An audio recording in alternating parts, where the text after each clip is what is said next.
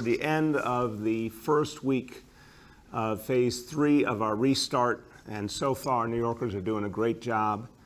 Phase 3 is going really well, as have phase 1 and 2. This city is devoted to coming back, but coming back the right way. And I want to thank everyone for the hard work. It's not easy, but you're doing things the right way, and it shows, and you'll see it again today when we go over our health indicators in a few minutes. But let's talk about something that's not going so right. And I always like to be blunt with people about the challenges we face. In the last few weeks, a big challenge in this city, and that's gun violence. We have seen some really tough weekends, particularly last weekend, and particularly in Harlem. We saw way too much violence, and it's not something that's acceptable in this city. We cannot have people live in fear. We cannot have our young people in the crosshairs. It's not something we will allow in this city. We have to do better, and this weekend coming up has to be better, particularly in Harlem, where we're focusing a lot of our efforts to change the reality on the ground. Now, you're going to hear in a moment from two key leaders who have been leading this effort on the ground in Harlem, State Senator Brian Benjamin and Aisha Sekou, the CEO of Street Corner Resources.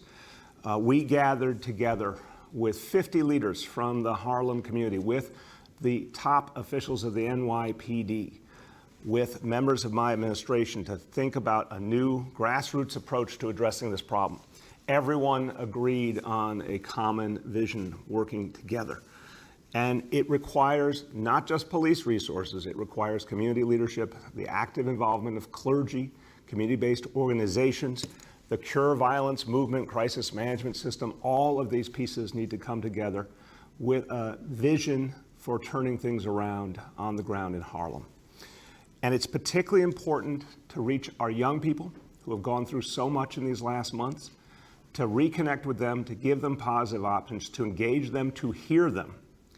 So we will take back our streets in Harlem and all over our city, but we're going to do it from the ground up.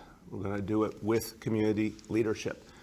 Now, starting tonight, you're going to see a combination of things happening. Yes, of course, increased NYPD presence at hotspots, at key locations, more patrol officers on foot, in vehicles, but also more community presence, because that is the key to this. Community leaders, community organizations walking with police officers, showing common cause.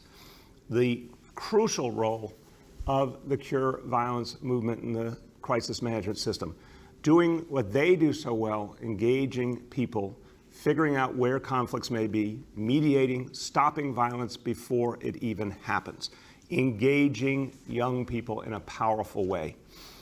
Our clergy leaders have been clear, faith leaders, that they're going to actively bring their houses of worship into this, opening up the doors for young people to come in, to meet, to be heard. We're going to have the Parks Department involved, working with community groups, working with NYPD to put on a host of activities over this weekend and beyond to give young people positive alternatives. We're going to have a youth town hall next Friday in Harlem to make sure the voices of young people and their needs are heard.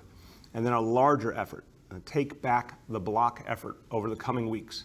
Grassroots anti-violence effort based on very successful models from recent years of community members making very clear that their blocks, their community belongs to them and needs to be a safe place.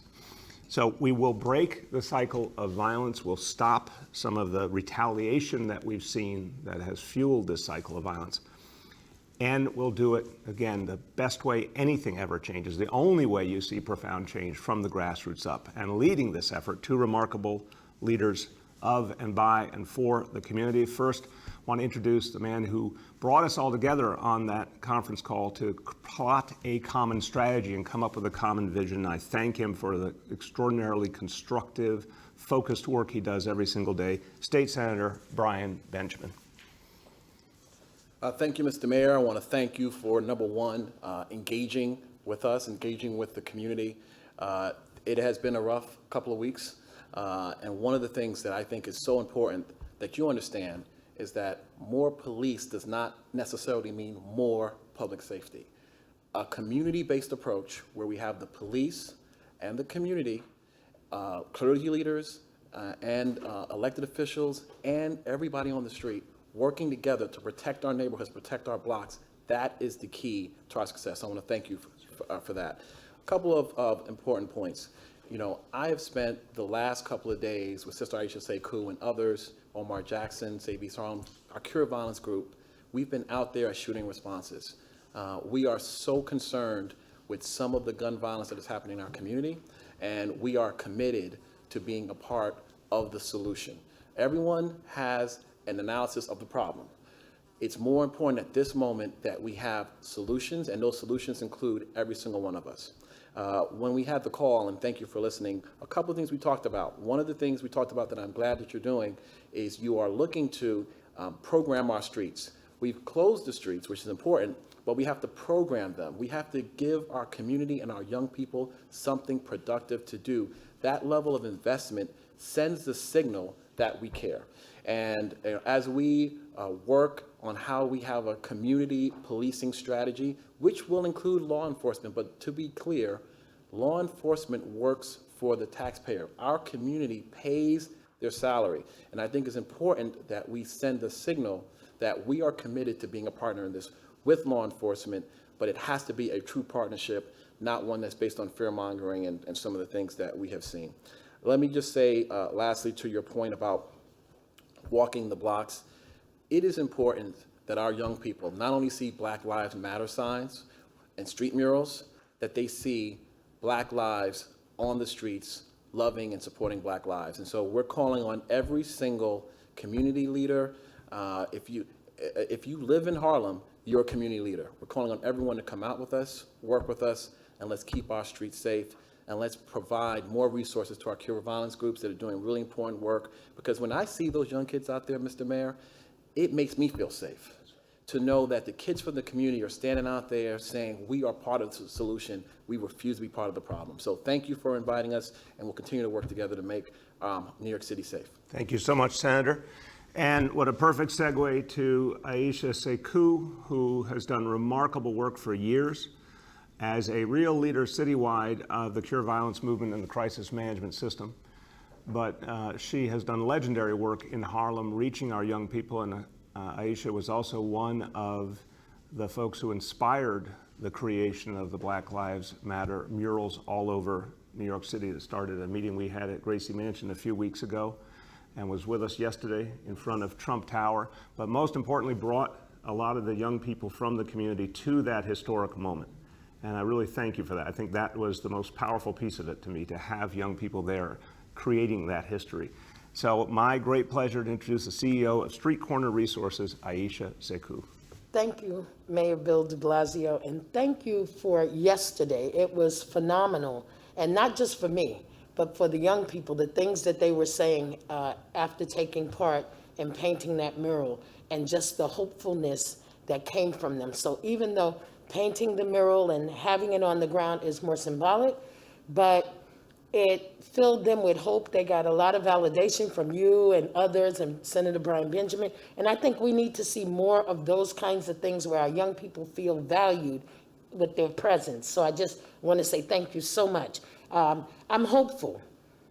And I'm hopeful when I see our young people fulfilled. So one of the things that I'm excited about is that we're going to be occupying the corners, and we're going to start in Harlem. But we won't just end in Harlem. We're going to put more energy into occupying, and we'll be on 143rd and Lenox Avenue, where 2 shootings just recently took place on the 4th of July. And my understanding is on Lenox Avenue, there was another shooting last night. We're still verifying all the details. But we will be occupying 143rd Street because it is a place where there's been a tragic shooting about 3 or 4 weeks ago, and then the shootings on the 4th of July. And we have to incorporate those folks in that neighborhood to become more active with helping us to prevent gun violence. And I'm looking forward. The community is already committing to come out. And thank you, Senator Brian Benjamin. Yesterday we had 2 shooting responses, and we had State Assemblyman Al Taylor, and we also had Senator Brian Benjamin, one at each, which was great. So the other thing is that we requested of our mayor to have a town hall young people actually requested that. They said, could you tell him we'd like to talk to him? And so when I mentioned that to you, you immediately said yes. And what I love is that we're answering the request of young people. And so we'll be having a town hall next Friday in Harlem to talk with young people. And when we talk about taking back the block, this is not an adversarial position. We're talking about embracing the entire community, young people, our mothers and grandmothers and aunties of the block. We want them to come out to support embracing the block and looking at services. So I thank you, Mayor, for responding to the town hall and also to the Occupy. I also want to remind our community that while we are seeing shootings, we have to remember that the shooter himself or herself is a human being, which oftentimes shootings are a cry for something else. It also shows that there is a backdrop of some history of the spirit of that person and other needs not being met. And so we have to look at mental health. We have to look at that person as a human being, and how can we stop that person from shooting again? Because oftentimes that's what happens, they repeat.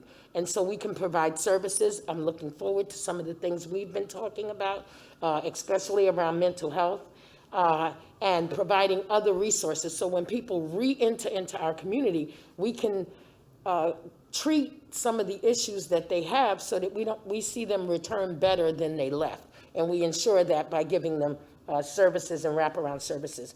So I want to again say thank you for yesterday. Black lives do matter. I think our young people were very fulfilled yesterday. I know today they're going to be talking all about it.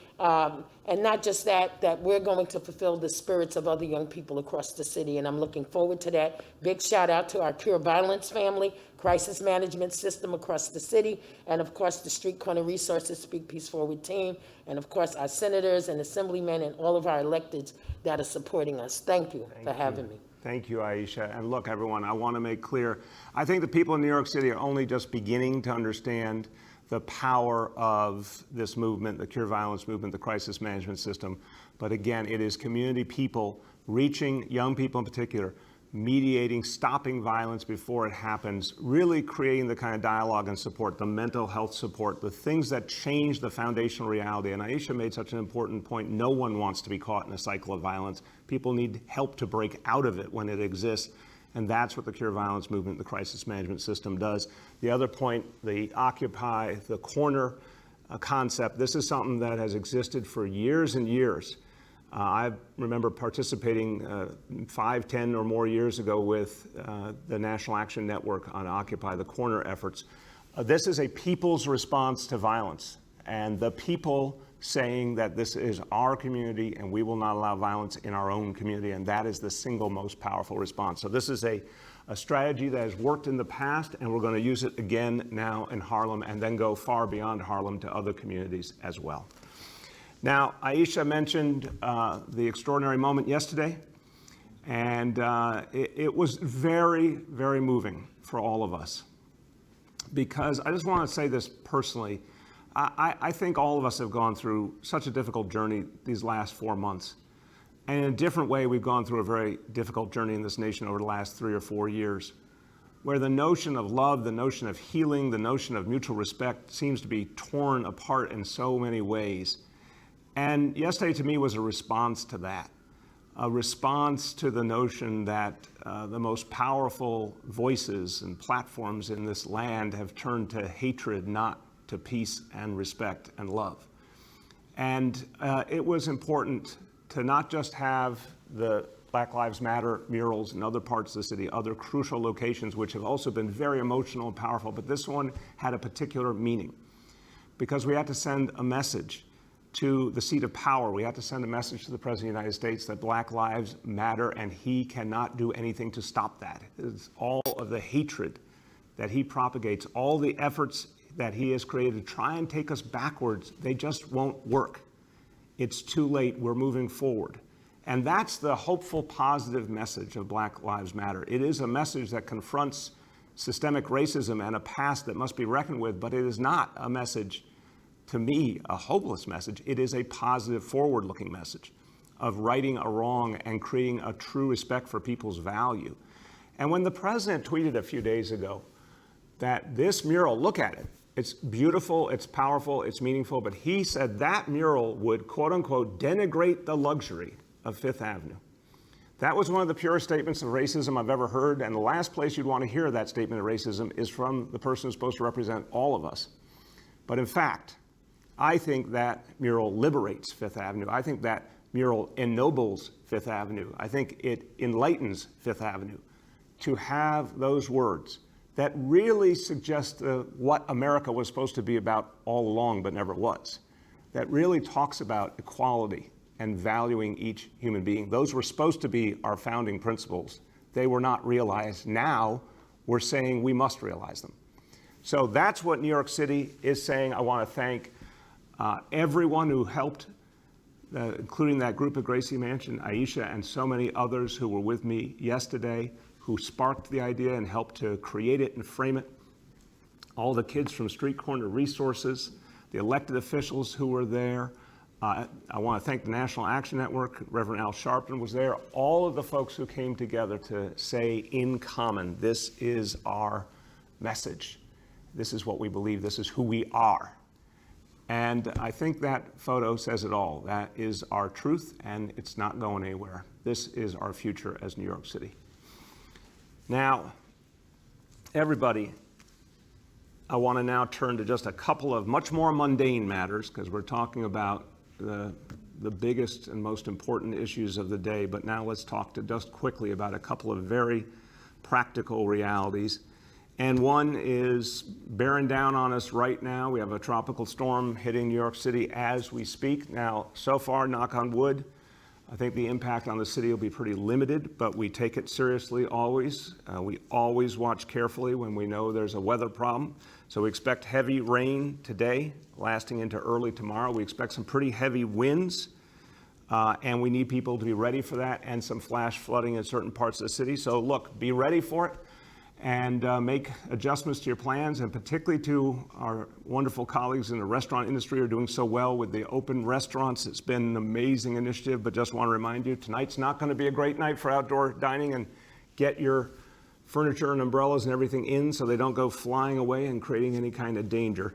And then hopefully that will all pass by Saturday morning, and you'll be back in business for Saturday evening. And then on a very mundane but always emotionally important matter to the people who live in neighborhoods and have to grapple with alternate side parking, and it's one of the things over the years people give me an earful on. So the good news is alternate side parking has been suspended through this Sunday, July 12th. We're going to extend that suspension to Sunday, July 19th, and continue to evaluate how that's going. And then when we decide to come back, we're going to come back with some clarity on the new rules, because I think people need and deserve clearer information, so we'll be doing that in the meantime. Okay, finally, the indicators for the day.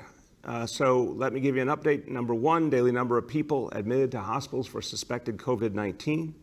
Threshold is 200 patients. Today's report, 62.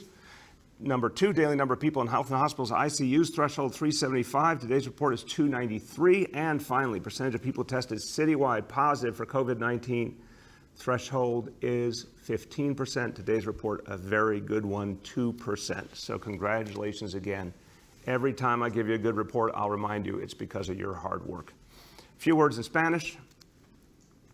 Luchar contra la violencia de armas es trabajo de todos. El Departamento de Policía y los líderes de la comunidad tienen que trabajar juntos. Este fin de semana vamos a mantener seguros a nuestros vecindarios y conectar con nuestros jóvenes. Juntos vamos a seguir trabajando para ser la ciudad grande más segura de la nación. With that, we'll turn to our colleagues in the media, and please let me know the name and outlet of each journalist. Hi all, just a reminder that we have with us today State Senator Benjamin, CEO of Street Corner Resources, Sekou, Deputy Mayor Thompson, Emergency Management Commissioner Criswell, and Senior Advisor Dr. Varma. With that, we'll start with Andrew Siff from NBC. Good morning, everyone, and also good luck and congrats to Freddie today. My first question, Mayor, has to do with the outdoor dining that you just referenced in terms of the weather. Given that all they have at this point, as far as customers coming to their establishments, is outdoor dining, how damaging to many, many businesses can weather days like this be? And is there anything the city can do to help these establishments if they lose too much on a day like this? Yeah, Andrew, look, I obviously wish we could have perfect sunny weather all the time, but I know the restaurant owners know that's not the case. What I've heard from the restaurant community is they are thrilled with outdoor dining. It's expanding all the time. It's making a huge impact on their bottom line. They're bringing back their workers more and more. But remember, even when outdoor dining isn't happening, we do have takeout and delivery happening on a big scale. So I would say to all New Yorkers, if you're going to go out tonight, instead order in and keep helping our restaurant community. But look, we want to keep expanding outdoor dining. We're going to do that with the open streets more and more. And I think with just continued efforts to support the industry, that a lot of restaurants are going to make it till we get to better times. Some are still very challenged, but I think a lot are going to do very well with the plan we have in place. Second question is a COVID question, and maybe Dr. Varma can weigh in as well. Are you baffled, surprised? Can you explain the fact that there's been no measurable uptick from phase 1, phase 2, phase 3, given the massive increase in the number of cases in other states and a loosely enforced quarantine at best? Do you think there's some kind of herd immunity taking root in New York City, New York State, that explains the level of transmission at this point? And if Dr. Varma could weigh in as well. I'll start and turn to Dr. Varma very quickly. Andrew, it's a great question. But I just remind you, New Yorkers learned powerful lessons, and then they really owned those lessons in terms of wearing face coverings, in terms of social distancing. We have to look at how much discipline and focus there has been, how much unity there's been in New York City, which we did not see in the other parts of the country that have had the problems. A lot of precautions put in place. People have been really devoted putting up those hand sanitizer stands, all sorts of things that have helped to keep people safe. And then the test and trace core, huge X factor to have that constant presence out there, working with people, making sure they're safe, making sure they have what they need. Obviously, massive testing. We're up to 40,000 tests a day now, something a lot of other places have not been able to achieve. I think all of these pieces are contributing to why you see sustained progress. Take it away, Dr. Varma. Yeah, thank you very much for the question. I concur entirely with actually the mayor's assessment. I think it would be incorrect to attribute the current status of cases to immunity because there's a lot that we don't know about immunity. And there's also what we know, which is that the vast majority of New Yorkers actually weren't infected. So the most likely explanations for our current situation are, as the mayor pointed out, the combination of our defensive strategies, physical distancing, wearing face covers, good hygiene, and as the mayor also pointed out, importantly, the offensive strategies, a massive increase in the amount of testing that's going on and testing that's tied to identifying contacts and safely separating cases and contacts. And I may have missed, did you speak to the herd immunity question?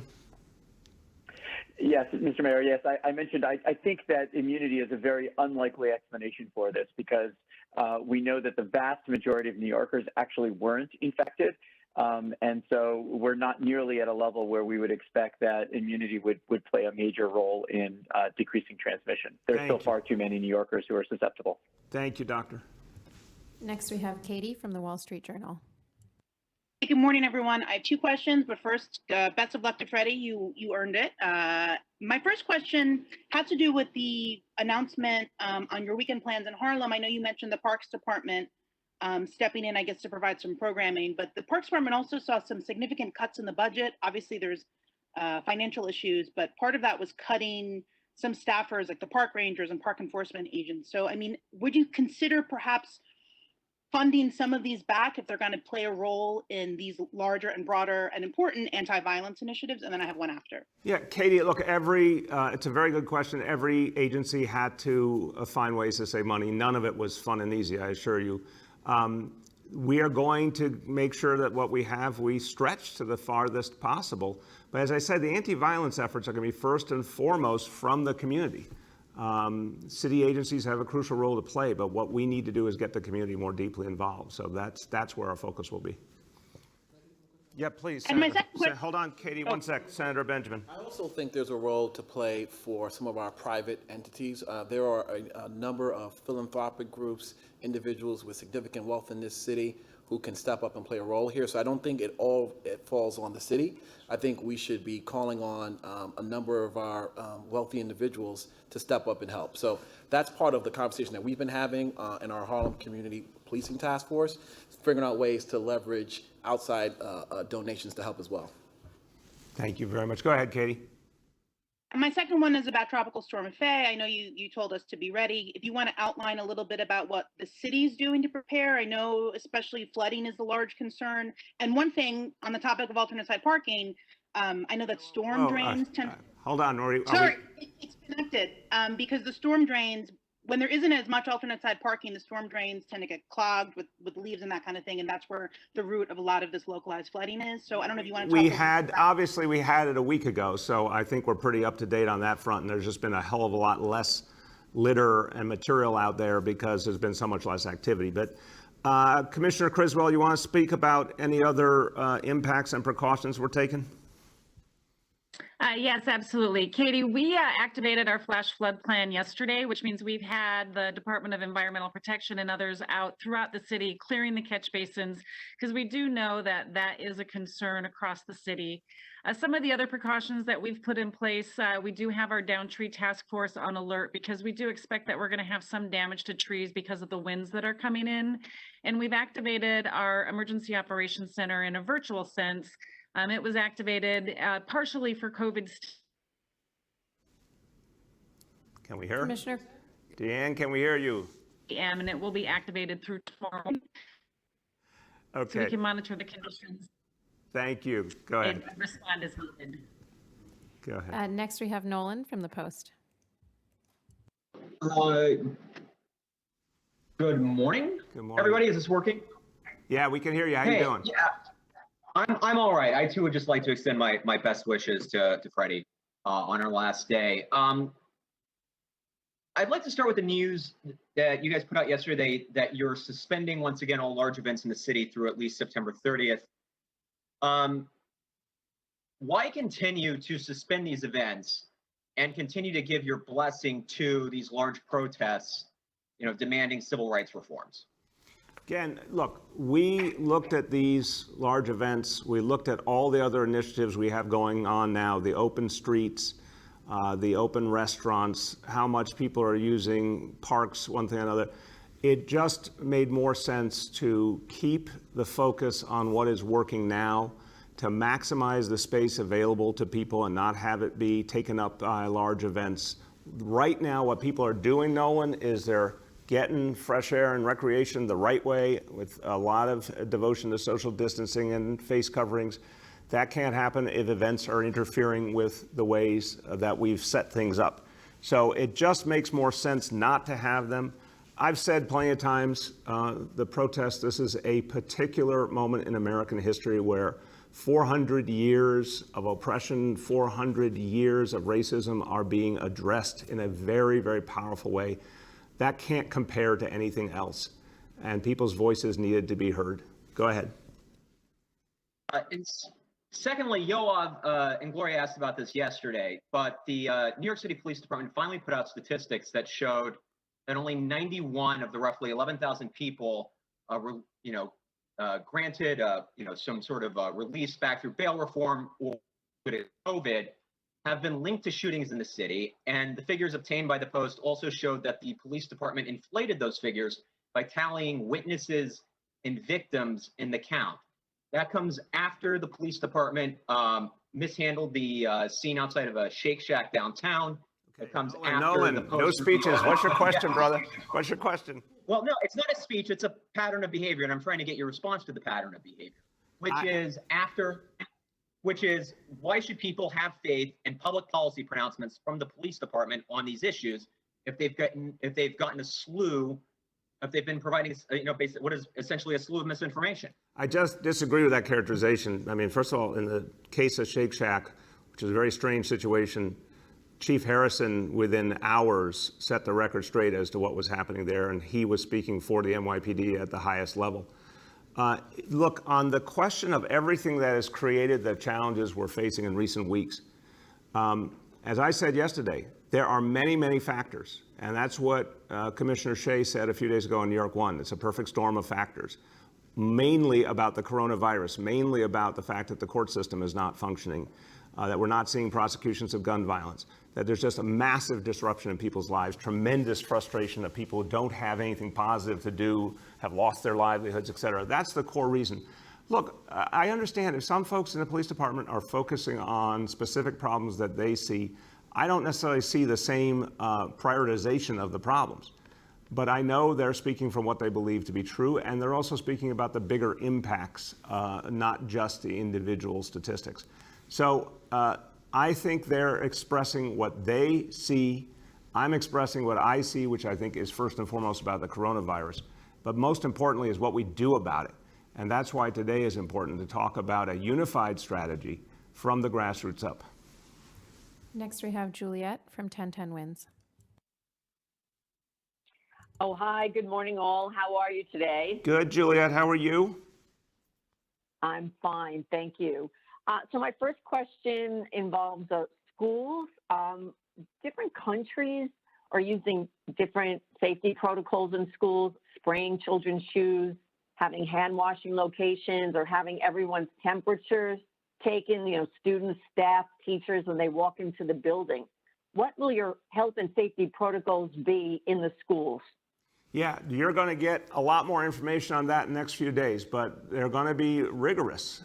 It's about health and safety first, Juliet. So first of all, remember, if the survey we got from 400,000 parents is right, something like 75% of kids will come to school, but about 25% of parents will decide that they want to hold their kids back from school. Any kid who's sick, or the message is always going to be, or any adult who's sick, don't come to school. We're definitely going to have hand washing stations and hand sanitizer all over the place, constant cleaning each day, a lot of measures. What we're going to do at entry, we're going to announce shortly.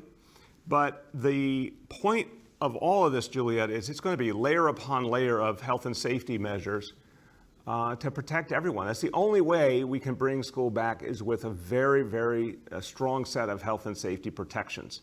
And again, we're going to look at the data right up until the days before school to make sure that everything is telling us it's okay to move forward. Go ahead. Okay, thank you. And my second question involves the initiative you're announcing today. How is this dealing with gangs and the guns that the gangs use, which seems to proliferate a lot of the violence? I'll start, and I think Aisha might have a thing or two to say on this topic because she spent her life working on it.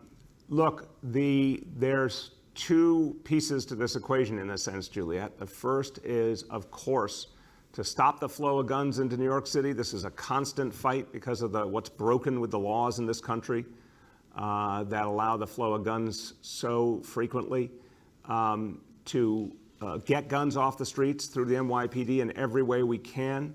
And obviously, I've talked about a lot of times, we need the court system to function. We need the prosecutions to make that happen. But that's one piece of the equation.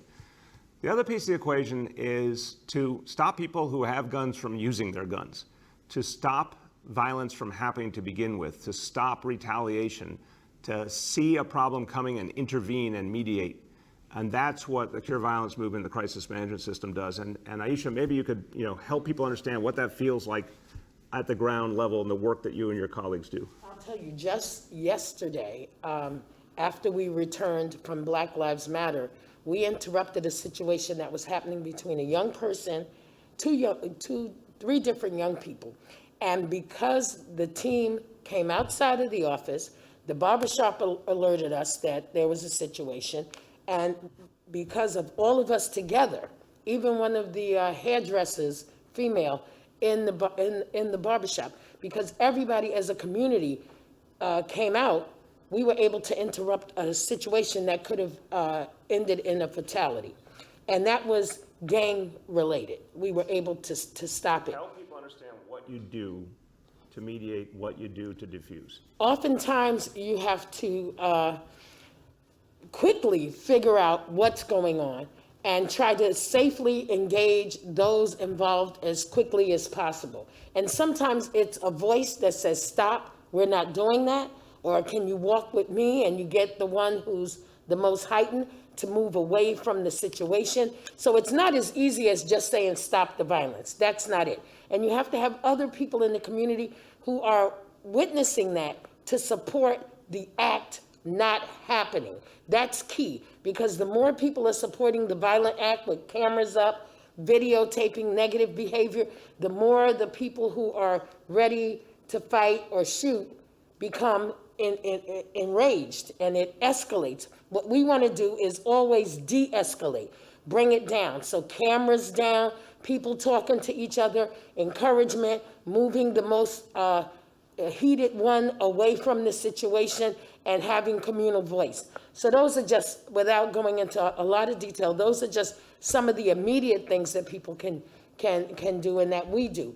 Oftentimes we have to go in the dark of the night and have deep conversations about what's really going on. Sometimes it's old beefs that the young people don't even know why the beef started. Families who hate the other family. And when you say, well, why are you fighting?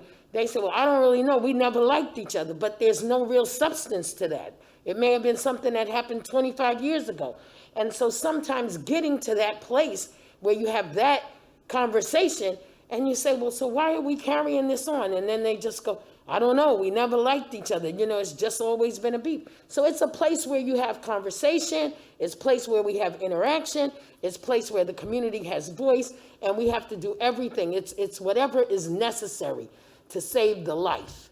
And so sometimes it's a few other things. You know, sometimes you have to grab a kid up once in a while and put him in the van and just say, look, you're not getting out until we bring this down. So I won't say all of everything. Some things are orthodox, and sometimes you have to use some unorthodox moves, because it's really, at the end of the day, about saving the life. And I know even with parents, they said to me, oh, I heard that your team, you know, had to grab my kid up, and I thank you, because they would rather that than to have to bury their child.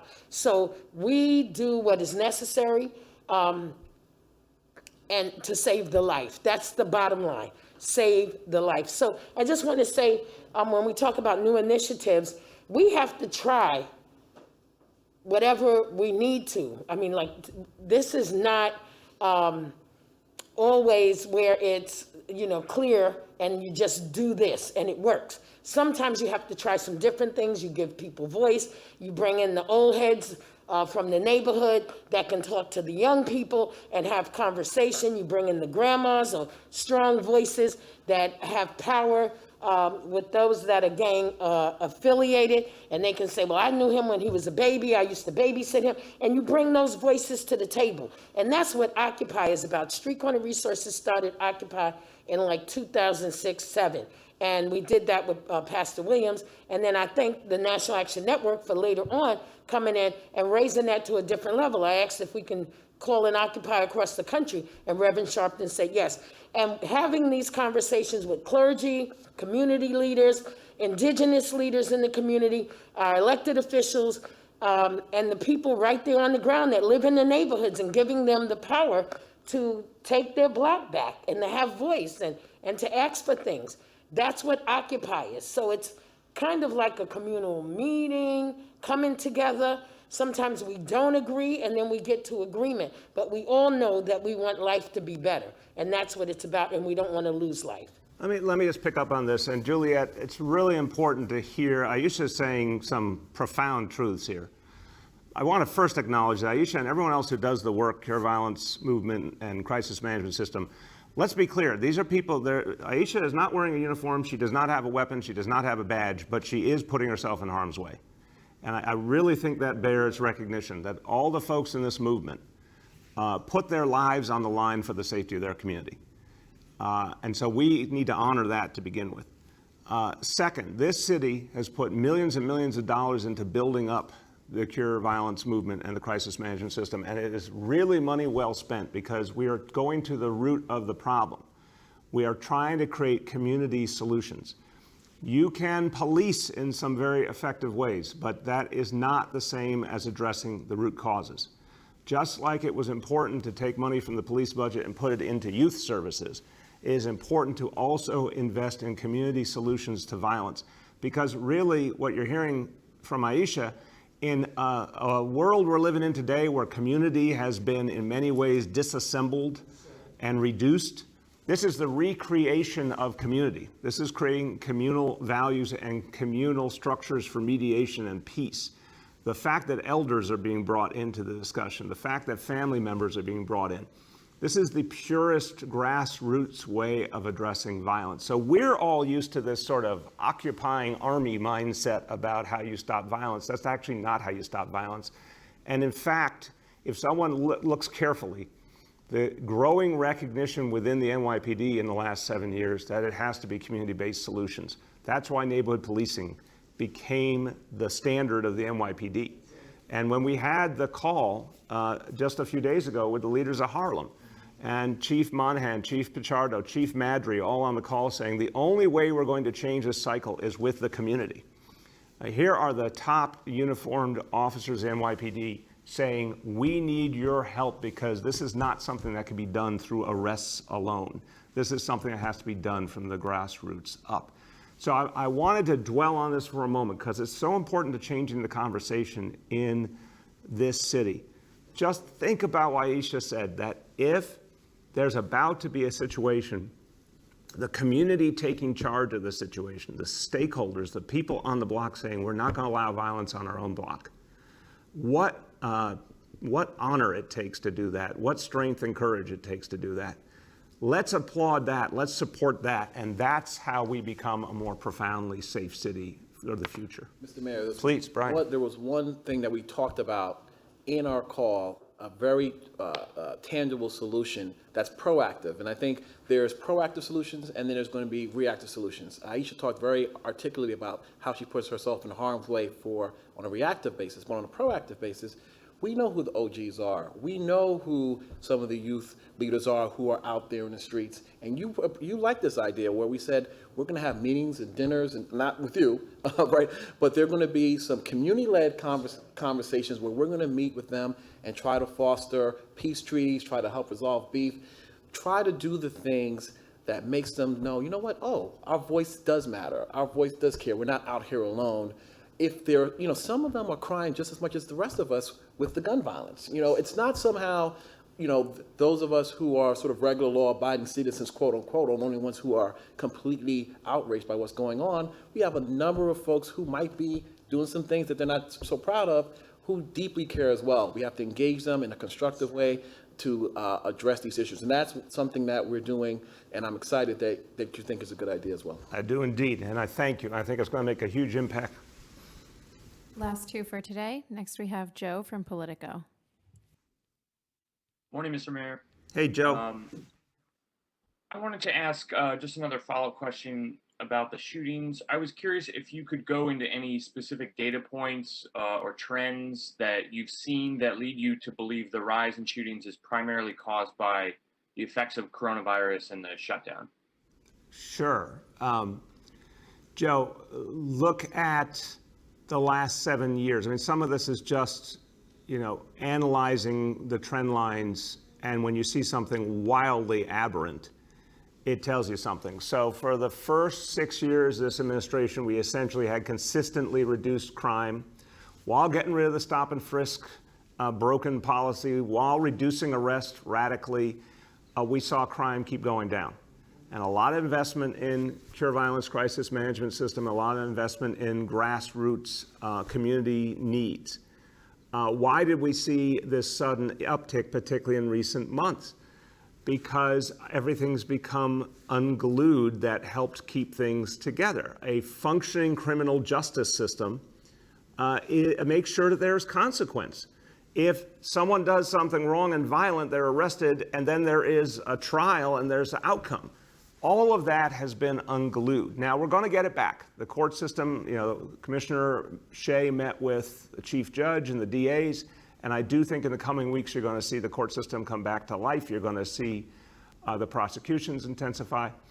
But it just stands to reason when you see such a radical change that something caused it. And what was the big X factor? A pandemic that undermined every aspect of people's lives and took away any normalcy. Look, folks who have a job, folks who are going to school, folks who have expectations on them are not folks who are going out and generally involved in violence. But all that got unglued, and we got to piece it back together again, and we will. Go ahead, Joe. And just a quick follow-up.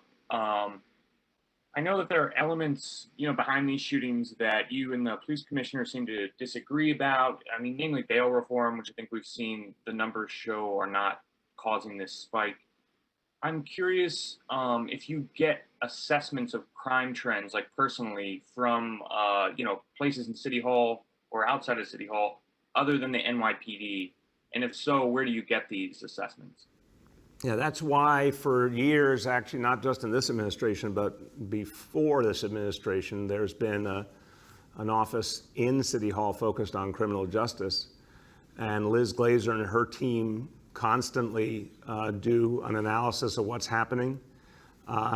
First Deputy Mayor Dean Foulahan is someone who I talk to every day about what we're seeing, not just from the NYPD perspective, but from broader perspective as well. So, yeah, we watch this stuff obviously carefully daily, but from more than one perspective. And I think it's important to recognize there's always going to be some disagreements, but there's not disagreements on the fundamentals. The fundamentals are that we have had a massive societal disruption. It has to be addressed. Some of that needs to be addressed structurally with things like the court system starting up again, I should say. Some of it, of course, is bringing our whole society back, and ideally we need a vaccine for that. But some of it is about continuing to evolve the approach of the NYPD and to deepen these community-based solutions. This is a long, we're on a long trajectory here. We're not going to solve these things overnight. But anyone who looks at the last 25 years and sees how far New York City has come will realize that we have tremendous ability to change and innovate and improve in this city, and that's what we're going to do again. Last question for today. We have Ruvain from Hamodia. Hi, good morning, everyone. I'm honored to be the last reporter to ask a question during Freddie's tenure. I want to thank her very much for great work. You'll tell your grandchildren that, Ruben. I absolutely will, yeah. A report out yesterday says that a quarter of New York City renters have not paid any rent since March, and you have repeatedly supported allowing renters to delay payments for long periods. Does this report cause you to reconsider your refusal to decrease the interest rate for late property tax payments from what critics call loan sharking levels, considering that renters haven't paid and landlords don't have money? Again, I want everyone who can pay the rent to pay the rent. There are a lot of people still employed in New York City. There are a lot of people working remotely. Everyone who can pay the rent, you owe it to this whole city, to your community, to pay the rent so that your building can be kept up for everyone's benefit. Folks who simply can't pay the rent should not be put out on the street. They should be given an opportunity to pay over a longer period of time. And I think the state still needs to give us better rules to allow for that. It's a very different matter than what we're asking of folks in terms of their commitment to their city and the payments they have due to the city. We've tried to be flexible in hardship cases. We've tried to make accommodation. But Ruben, we've got to keep the city of New York going. If you want a restart, and I know you do, we have to have the resources to pay for everything that keeps this city going. We cannot let that go. It's too crucial to the future. Go ahead. There's video online that shows a vandal spraying graffiti on the surrogate's courthouse, and police stand by and do nothing. Have you instructed the police to stop graffiti or to let it go? The graffiti is never acceptable. It will be addressed. Everything has to be done the right way at the right time. But look, I want to remind everyone, sometimes I hear these questions, and again, I think there's an effort to take a single moment or a single instance and treat it like, everything else we know before is suddenly erased.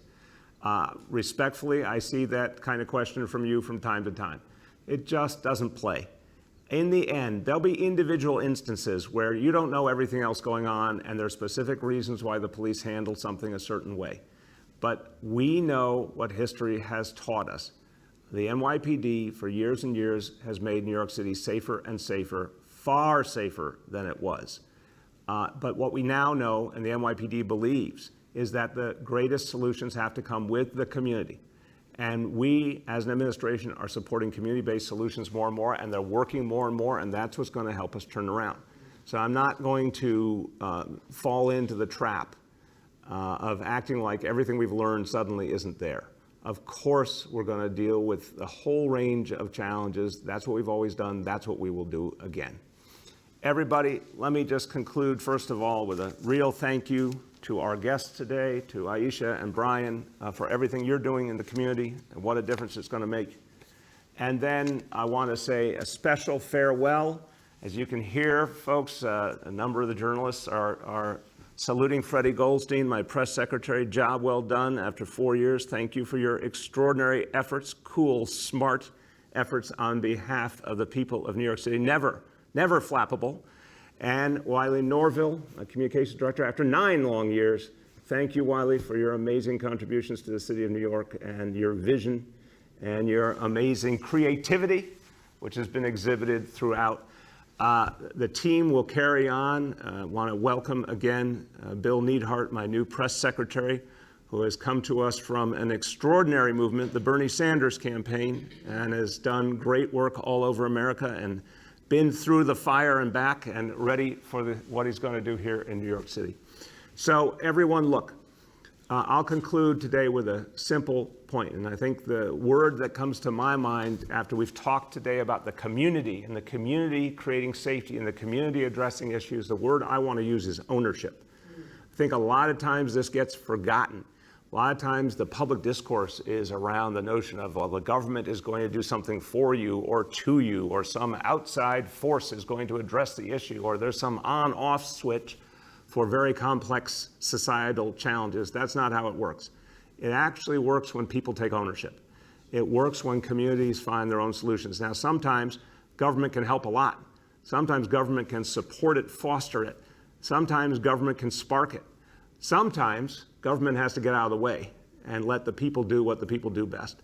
But I have a lot of faith in the people. And I know people in the Harlem community are going to find a path forward. They have this one of the historic, amazing communities of this city, of this nation, legendary for a reason. They have fought through challenges before. They will do it again. But ownership, New Yorkers taking on a challenge and deciding that we can get somewhere together. And that's been the history of the coronavirus.